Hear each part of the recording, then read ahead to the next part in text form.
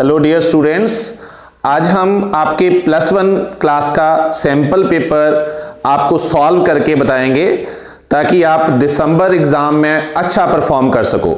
तो जैसे कि यहाँ लिखा है class 11th solution of sample paper chemistry. So हम जाते हैं क्वेश्चंस की ओर। सबसे पहले सेक्शन ए 1 मार्क्स का आपका होगा। तो आपका जो पेपर स्टाइल है ये पहले दिया है केमिस्ट्री 11th पेपर में। All questions are compulsory. First question is of multiple choice having 28 marks. 28 marks का होगा ये, पार्ट्स की जगह। और नेक्स्ट होगा आपका from question number 2 to 11, this is of 2 marks. 2 to 11 आपके क्वेश्चन जो हैं वो दो नंबर के आएंगे। Question number 12th to 15th 3 marks के आपके होंगे। और क्वेश्चन नंबर 16 एंड 17 ये जो दो क्वेश्चन हैं आपके 5-5 नंबर के आएंगे। सो अब हम नेक्स्ट क्वेश्चंस की ओर चलते हैं। सो फर्स्ट क्वेश्चन जो हमारा है that is Avogadro number. Avogadro number is, तो यहां 4 ऑप्शन है, हमें एक ऑप्शन इसमें से सेलेक्ट करनी है। सबसे पहले हमें पता होना चाहिए कि एवोगैड्रो नंबर है क्या। एवोगैड्रो नंबर क्या है? This is the number of atoms present in 12 gram of C12। 12 gram of C12 में जितने एटम हैं उनको हम एवोगैड्रो नंबर बोलते हैं। और गैसियस स्टेट में यही एवोगैड्रो नंबर जो है वो होता है 22.4 लीटर। और 22.4 लीटर की जगह अगर मिलीलीटर में करना है तो ये इस वैल्यू के इक्वल आएगा। तो अब इसमें ऑप्शन हम फाइंड आउट करते हैं। पहले मैंने बताया कि एवोगैड्रो नंबर 6.022 10⁻23 एटम है जो C12 में प्रेजेंट होते हैं। तो इनमें ऑप्शन फाइंड करते हैं। Number of atoms in gram of element, ये गलत है क्योंकि 1 ग्राम में थोड़ी होंगे, वो तो मॉलिक्यूलर मास में होते हैं। नंबर ऑफ मिलीलीटर इन 1 मोल। 1 मोल में जितने मिलीलीटर हैं, ये करेक्ट आंसर है क्योंकि 1 मोल में 22,400 मिलीलीटर प्रेजेंट होते हैं। तो नॉर्मल टेम्परेचर प्रेशर पर ये आपका आंसर एवोगैड्रो नंबर के इक्वल होगा। तो ये फर्स्ट क्वेश्चन का आंसर आया। सेकेंड क्वेश्चन है atomicity of oxygen. So atomicity होती है number of atoms present in a molecule. एक मॉलिक्यूल में कितने एटम्स प्रेजेंट हैं। तो यहां पर एटॉमिसिटी ऑक्सीजन की पूछी है। हमें पता है ऑक्सीजन जो है वो होता है O2। तो ये कितने एटम से बना है? 2 एटम से। तो इसका आंसर आ गया 2 क्योंकि ये O2 है। अब नेक्स्ट क्वेश्चन पे जाएं। Third question is heaviest particle, सबसे हैवी, भारा, हैवीएस्ट पार्टिकल, मीजोन, न्यूट्रॉन, प्रोटॉन और इलेक्ट्रॉन।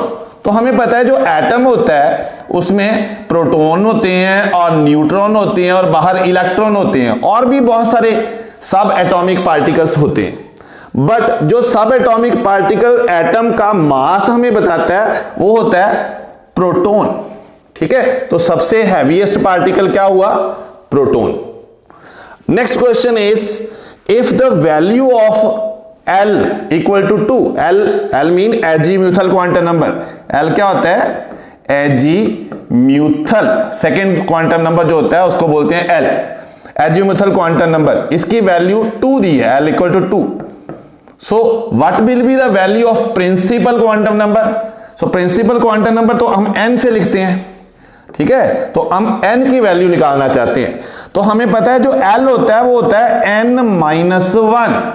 अब आपको L की वैल्यू गिवन है तो L 2 है, n-1, तो n आपका क्या आ जाएगा? n आपका आ जाएगा 3। ठीक है, तो n इक्वल टू 3 है तो ही L इक्वल टू 2 हुआ क्योंकि 3 - 1 इक्वल टू 2। तो एजीमुथल नंबर क्वांटम नंबर की वैल्यू जो है 2 थी और n फाइंड आउट करना था, तो आंसर आया 3। Next fifth question, in the modern periodic table elements are arranged in order of. हमें पता है मॉडर्न पीरियोडिक टेबल जो मॉसली ने हमें दिया है उसमें एटम्स जो हैं वो अरेंज किए हुए हैं in increasing order of atomic number. ठीक है, मॉडर्न पीरियोडिक लॉ भी यही बोलता है कि एटम्स जो हैं increasing order of atomic number arrange करो। तो ये एटॉमिक नंबर वाला आंसर ठीक है। इंक्रीजिंग ऑर्डर ऑफ मास तो जो ओल्ड पीरियोडिक टेबल था उसमें अरेंज किया था, जो मेंडलीव्स ने दिया था, वो तो हमें पूछा नहीं है। और वॉल्यूम या अल्फाबेटिकली तो अरेंज करते नहीं है। तो ऑप्शन आपका सी जो है वो करेक्ट आंसर है 5th क्वेश्चन का। Next is 6th question, the energy required to remove an electron, electron को रिमूव करना है from gaseous atom from ground state, electron को रिमूव करने वाली energy, very simple, this is ionization energy. Ionization energy क्या होती है? Energy required to remove electron from an atom, electron को मोस्ट लूजली हेल्ड जो इलेक्ट्रॉन है फ्रॉम लास्ट शेल, उसको रिमूव करने के लिए जो एनर्जी चाहिए वो कौन सी है? Ionization energy. So option B जो है आपका करेक्ट आंसर आया। Next question is 7th, which one of the following has shortest carbon carbon bond length, कि कार्बन कार्बन बॉन्ड किसका सबसे छोटा है? सबसे पहले है बेंजीन। तो हमें पता है बेंजीन का स्ट्रक्चर ऐसे होता है जिसमें अल्टरनेट पोजीशन पर डबल सिंगल बॉन्ड होते हैं। इथीन होती है सी डबल बॉन्ड सी, और इसकी बैलेंसी पूरी कर देते हैं CH2 double bond CH2। Ethyne क्या होती है? Triple bonded. तो ये हमें आंसर भी मिल रहा है, जो ट्रिपल बॉन्ड है वो सबसे शॉर्टेस्ट होता है, डबल बॉन्ड उससे लंबा होता है और सिंगल बॉन्ड सबसे लंबा होता है। पर पूछा है आपको शॉर्टेस्ट, तो शॉर्टेस्ट का आंसर क्या आया? Triple bond. ये तो इथेन सिंगल बॉन्डेड है, तो answer is C answer is the correct answer. Next question is 8th question, the weakest among the following type of bond, जो बॉन्ड इसमें हैं, आपको 4 बॉन्ड दिए हैं, इसमें से वीकेस्ट बॉन्ड बताना है। तो पहला है ionic bond, it is the strong bond, it is the attraction between 2 oppositely charged ion, और 2 चार्ज आयन में स्ट्रॉन्ग अट्रैक्शन होती है, जैसे सोडियम क्लोराइड और पोटाशियम क्लोराइड। कोवैलेंट बॉन्ड होता है बॉन्ड फॉर्म्ड बाय ओवरलैपिंग, और ओवरलैपिंग के कारण भी बॉन्ड बहुत स्ट्रॉन्ग हो जाता है। मेटालिक बॉन्ड, आपको पता है मेटल्स आर वेरी हार्ड, तो उसमें बॉन्ड कैसे वीक हो सकता है? तो ये बॉन्ड की ऑप्शन जो है हाइड्रोजन बॉन्ड। हाइड्रोजन बॉन्ड क्या होता है? Weak attraction between most electronegative element fluorine, oxygen और nitrogen with hydrogen of other molecule. दूसरे मॉलिक्यूल का जो हाइड्रोजन है वो इन 3 एलिमेंट के साथ अगर क्लोज है तो इसमें एक वीक इंटरेक्शन प्रोड्यूस होती है, उसको हम बोलते हैं हाइड्रोजन बॉन्ड। तो hydrogen bond is the weak bond, जो कि वाटर में होता है, आइस में होता है, आइस इजीली मेल्ट कर जाती है whenever we increase the temperature above 0 degree. So hydrogen bond is the weak bond. तो 8th का ऑप्शन आपका आंसर आया D part. Next question is 9th, a gas will approach ideal behavior, ideal gases कब होती हैं? Ideal gases, क्योंकि ideal gases कोई real gases नहीं है। रियल गैसेस जो हमारे पता है नाइट्रोजन, ऑक्सीजन, कार्बन डाइऑक्साइड, वो रियल गैसेस हैं, वो तो हमारे नॉर्मल टेम्परेचर पर एग्जिस्ट कर सकती हैं। बट जो आइडियल गैसेस हैं वो एग्जिस्ट करती हैं at low temperature and high pressure. नाम से क्लियर है, हम जब बॉयल्स लॉ, चार्ल्स लॉ, ये लॉ पढ़ते हैं, so these law are applicable at low temperature and high pressure. तो this is the ideal behaviour. So option is B. Next question is also very simple, the unit of R is universal gas constant. So हमें ideal gas equation पता है, PV equal to nRT। अब R की value अगर हमने निकालनी तो वो क्या आ जाएगा? PV over NT, where P is pressure, V is volume, N is number of moles and T is temperature. So इसकी यूनिट किसके ऊपर डिपेंड कर रही है? इन 4 क्वांटिटीज के ऊपर। तो यहां देखते हैं, प्रेशर इसके ऊपर डिपेंड कर रही है, तो इसने नॉट डिपेंड्स, किसके ऊपर नहीं डिपेंड कर रही? एनर्जी, यहां तो एनर्जी फैक्टर है ही नहीं, तो ऑप्शन बी। टेम्परेचर है, वॉल्यूम है, so B is the correct answer. Okay, next question is 11th, identify extensive property among the following? What are extensive properties which do not depends upon mass, amount, जो amount या mass पर depend नहीं करती? अब जो temperature है, जैसे कि मैं एक रूम ले लेता हूं, ऐसे एक रूम है मेरे पास। अब इस रूम का जो टोटल टेम्परेचर है मान लिया 20 डिग्री है और जो वॉल्यूम है वो है 20 यूनिट कंसीडर कर लेते हैं हम। अगर मैं इस रूम को हाफ डिवाइड कर देता हूं, जी एक कमरा ये हो गया, दूसरा कमरा ये हो गया, तो इन दोनों का जो वॉल्यूम है वो क्या हो जाएगा? 10 यूनिट हाफ हो जाएगा। But what about temperature? जो टेम्परेचर है पहले 20 डिग्री था, अब भी ये दोनों का कितना रहेगा? 20 डिग्री। तो इसका मतलब जो टेम्परेचर है वो अमाउंट पर डिपेंड नहीं करा, अमाउंट हाफ कर दिया आपने, एरिया हाफ कर दिया आपने, but temperature remain as it is. So it do not depends upon the shape और volume. So temperature is the exact answer, that it is the extensive property. Next question is 12th, during isothermal expansion, iso same, thermal mean heat, enthalpy, तो enthalpy यहां same रहती है और constant रहती है, change ही नहीं होती। चेंज इन इंथाल्पी जो है वो जीरो होनी चाहिए। तो आंसर क्या है? Enthalpy reduce to zero. Internal energy का तो इसमें रिलेशन ही कोई बात ही नहीं है, यहां पर इंटरनल एनर्जी कोई बात ही नहीं है। इंथाल्पी डिक्रीज तो होगी नहीं, यहां आइसो मीन सेम है, चेंज होगी नहीं, मतलब H2 और H1 का डिफरेंस जो है वो जीरो होना चाहिए। तो answer is D. Next question 13th, reaction reaches a state of chemical equilibrium. So what is chemical equilibrium? When rate of forward reaction become equal to rate of backward reaction. Mean all the properties of reactant and product become same. So इसमें हम find out करते हैं correct answer. Reactant and product are reacting. Reactant product react कर रहे हैं तो equilibrium achieve हुआ है क्या? देखते हैं। Concentration of reactant and product become equal. Yes, equally होगी। The product react together at the same rate at which they are formed. ये गलत है। All the reactant and product are in the same state of matter. नहीं, क्योंकि state of matter अलग अलग भी हो सकती है, ठीक है। The reactant and product are reacting. The concentration of reactant and product, ये दो ऑप्शन सेम आ रही हैं। Reactant and product are equal. Concentration become equal, और हमें यही इक्विलिब्रियम की कंडीशन है कि दोनों कंसंट्रेशन जो है रिएक्टेंट प्रोडक्ट की बराबर होनी चाहिए। यहां पर reactant and product are reacting, equilibrium में रिएक्ट कैसे करेंगे? इक्विलिब्रियम तो अचीव हो चुका है। So option is B. Next question is 14th, the pH 7 मीन। 7 pH का मतलब क्या है? 7 pH का मतलब है solution is neutral.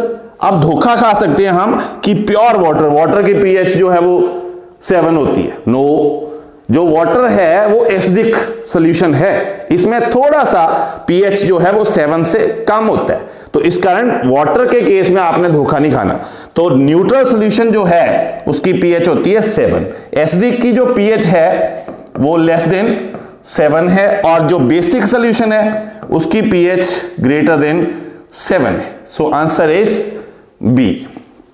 Next 15th question, the metal cannot displace hydrogen from hydrochloric acid. देखो हमने HCl लिया, यहां हाइड्रोक्लोरिक एसिड लिया, अब इसमें हम किसी मेटालिक रॉड को डालें तो वो मेटालिक रॉड हाइड्रोजन गैस को लिबरेट कब करेगी? कब हाइड्रोजन गैस इससे निकलेगी? जब ये HCl में से H पॉजिटिव की रिडक्शन हो, गेन ऑफ इलेक्ट्रॉन हो, तो बन जाएगा 2 time H positive, 2 electron gives hydrogen gas. अब हाइड्रोजन की रिडक्शन हो रही है और हाइड्रोजन की रिडक्शन पोटेंशियल को देखें तो वो कितना है? 0। जो रिडक्शन पोटेंशियल है हाइड्रोजन का वो है आपका 0।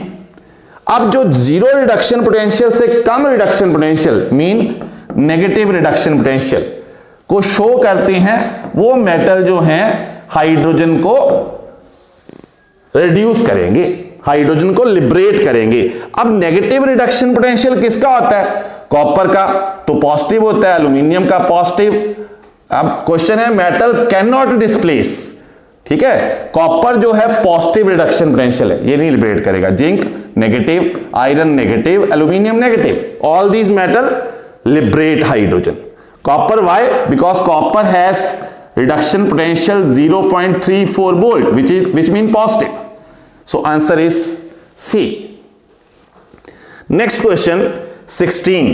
The most powerful reducing agent, ठीक है, इलेक्ट्रोकेमिकल सीरीज है हमारे पास जिसमें लिथियम, पोटाशियम, फिर बीच में हाइड्रोजन आ जाता है और सबसे नीचे आ जाता है क्लोरीन, फ्लोरीन वगैरह वगैरह।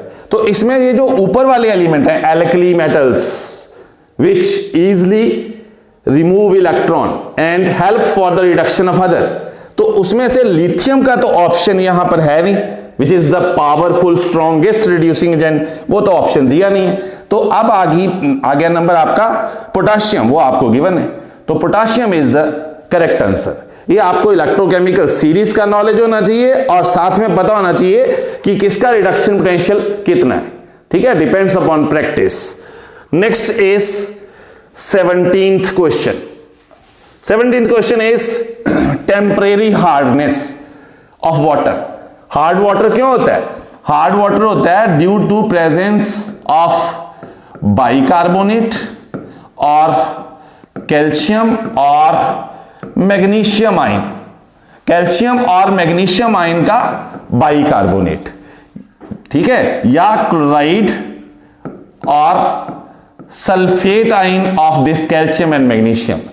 ये होती है आपकी परमानेंट हार्डनेस, बट ये होती है आपकी टेम्परेरी हार्डनेस जो आप सिंपली बॉईल करने पर रिमूव कर सकते हो।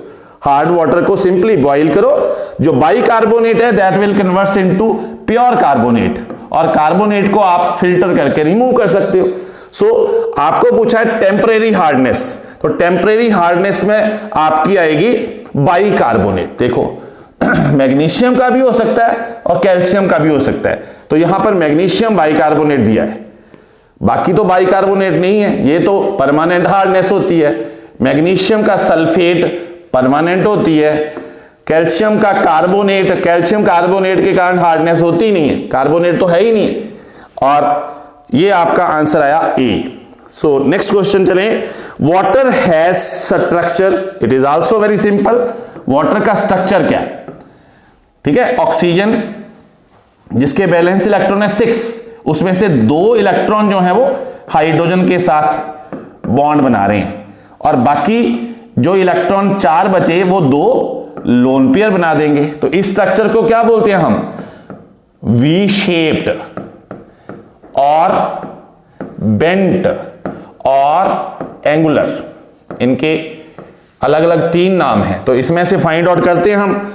लीनियर स्ट्रक्चर, ये तो होगा नहीं, लीनियर का मतलब है सीधा स्ट्रेट 180 डिग्री। टेट्राहीड्रल, वो भी नहीं होगा, टेट्राहीड्रल तो ऐसा होना चाहिए था। पिरामिडल, वो भी नहीं होगा जिसपे लोन पेयर होता है। अब बेंट का बात करें तो बेंट स्ट्रक्चर जो है वो वाटर का है, ऑलरेडी हमने समझा। So structure bent is the right answer. Next is 19th question. S block elements are situated in long form of periodic table. S block elements are situated in long form of periodic table on the left hand side. तो periodic table हमें पता है, बहुत simple question है। periodic table कुछ इस ढंग का है, जहां पर यहां S ब्लॉक है, यहां P ब्लॉक है, यहां D है, और नीचे जो है आपका F ब्लॉक है। तो ये लेफ्ट हैंड साइड ही हुआ, तो S block situated on the left hand side, तो A इज द आंसर। बाकी पढ़ने की जरूरत ही नहीं है, हमें तो पूरा नॉलेज है इसका। Next is 20th question. Alkali metals are good reducing agent. देखो इससे रिलेटेड पीछे भी क्वेश्चन किया। एल्कली मेटल्स क्या होते हैं? फर्स्ट ग्रुप एलिमेंट, और फर्स्ट ग्रुप के एलिमेंट जो हैं उनका साइज बहुत बड़ा होता है। Lithium, sodium, potassium, rubidium, caesium, francium. ली ना का रिबन किसने फाड़ा, ये ऐसे आपने याद किए हैं। तो इसमें साइज जो है पीरियोडिक टेबल में इनका सबसे बड़ा है। तो बड़े साइज का मतलब क्या है, न्यूक्लियस का साइज तो बड़ा होता नहीं है, न्यूक्लियस तो रिमेन एज इट इज, सिर्फ शेल बढ़ती है, और शेल जब बढ़ी तो electron go away from each other and it is very simple to remove that electron. तो इट मीन इनकी आयनाइजेशन एंथैल्पी कम हुई, इजिली ये इलेक्ट्रॉन रिमूव कर देते हैं और दूसरा गेन कर लेता है। तो ये क्या करेगा, दूसरे की reduction. So alkali metals are very good reducing agent. अब क्वेश्चन क्या है, alkali metals are good reducing agent, why? Because they gain electron, not possible, electron gain थोड़ी करते हैं, बिकॉज दे लूज इलेक्ट्रॉन, क्योंकि उनका साइज बहुत बड़ा है। तो B is the correct answer. Next is 21st question, which of the following element has highest melting point? melting point किसका ज्यादा है? and melting point depends upon the compactness, the metallic character. अब ये जो ऑप्शन है, these option belongs to 13th group element. वो कौन से हैं? बाबा, अली, गया, इंडिया, थैला, उठा के, ये हैं। ठीक है, यहां पर ऑप्शन है, बोरोन भी है, एल्यूमिनियम भी है, गैलियम भी है और थैलियम भी है। यहां पर जो डाउन द ग्रुप हम चलते हैं तो मेटालिक कैरेक्टर इंक्रीज होता है। हमें पता है ये नॉन मेटालिक कैरेक्टर शो करते हैं, ये मेटलॉइड हैं और ये मेटल हैं, और ये मेटल होने के कारण सबसे स्ट्रॉन्ग है। So that's why answer is thallium. Thallium is the correct answer. Next is catenation. Catenation ये तो हम 7th 8th 9th से पढ़ते आ रहे हैं। कैटिनेशन क्या है? किसी भी एलिमेंट की अपने ही एटम्स के साथ बॉन्ड बनाने की tendency to form bond between the same types of atom, and carbon possess it in maximum extent. Carbon की कैटिनेशन सबसे ज्यादा होती है। अब क्वेश्चन देखते हैं क्या है। Catenation is formation of cation. Cation थोड़ी बनाए हैं, पॉजिटिव चार्ज थोड़ी बनाया है, नेगेटिव चार्ज थोड़ी बनाया है, एनाइन भी नहीं बनाए। अब formation of long chain of similar atom, long chain of similar atom, that mean this is the correct answer. Next is question number 23। A substance which decompose below its boiling point can be best purified by, boiling point से पहले decompose हो रहा है, boiling point अभी आया नहीं है, इसका मतलब हमें चाहिए तो डिस्टिलेशन। डिस्टिलेशन मतलब पहले वेपर्स में कन्वर्ट करना है, फिर लिक्विड में। पर बॉइलिंग पॉइंट से पहले डिकम्पोज हो रहा है तो हमें प्रेशर को कम करना पड़ेगा। It mean distillation under reduced pressure. So this is the right answer and it will come in your practical manner. मतलब आपको प्रैक्टिकल्स का भी नॉलेज होना चाहिए। Next is 24th question. Alkyl halide react with magnesium in dry ether. जो alkyl halide है RCl, you can take example also, जैसे methyl chloride है, it will reacts with magnesium which is active metal, so it gives RMgCl. इसको क्या बोलते हैं? Alkyl magnesium chloride which is Grignard's reagent. Grignard's reagent, ये जो ग्रिगनार्स है इसको तो नोबेल प्राइज मिला था इसको बनाने के लिए। बहुत सारे ऑर्गेनिक कंपाउंड जो हैं वो ग्रिगनार्स रेजेंट से हम बनाते हैं। तो इसका मतलब क्वेश्चन क्या पूछा है? Reacts with magnesium in dry ether to form क्या बनता है? Magnesium halide. मैग्नीशियम हैलाइड तो नहीं बनता, अल्काइल बनता है साथ में। ग्रिगनार्स एजेंट, ये तो हमने फाइंड आउट कर लिया। So Grignard's agent is the right answer. Next आपका जो क्वेश्चन है अलग स्टाइल का आ गया, comprehension type. So you have to first read your paragraph जो गिवन है और उससे हमने क्वेश्चंस को फाइंड आउट करना है। सो बड़े ध्यान से आपको पहले पैराग्राफ पढ़ना पड़ेगा। Most of the D block elements and F block elements form metallic hydride. they form metallic hydrides because they belongs to metallic series. On reacting with hydrogen, the matter of group 7, 8 and 9 do not form hydride. Periodic table में यही जो तीन group हैं ये hydride नहीं बनाते, S block में आपने पढ़ा है, सॉरी हाइड्रोजन चैप्टर में। अब reason of this reason of periodic table of 7 to 9 is referred as hydride gap. नाम से क्लियर, हाइड्राइड गैप है, सारे एलिमेंट्स हाइड्राइड बना रहे हैं बट इस ग्रुप के हाइड्राइड नहीं बना रहे।